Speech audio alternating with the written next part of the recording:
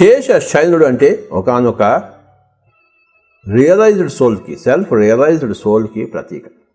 అలాగే నీలకంఠుడు అని ఒకటి ఉంది. అంటే శివుడు మరి హాలాహలాన్ని కంఠంలో పెట్టుకున్నట్ట.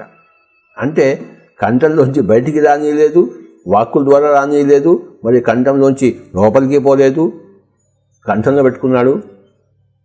తాను మింగలేదు, తాను కక్కలేదు. తాను మింగితే తన శరీరం చెడిపోతుంది, తాను కక్కితే అది మిగతా వాడికి చెడు చేస్తుంది. కనుక ఒక చెడు హాలాహలం ఉన్నప్పుడు అది మన కంఠంలోనే పెట్టుకోవాలి. అది దాన్ని మింగకూడదు, కక్కకూడదు. నీలకంఠుడు అక్కడ కాస్త మనకి ట్రబుల్ వస్తుంది, అక్కడ కాస్త నొప్పి వస్తుంది.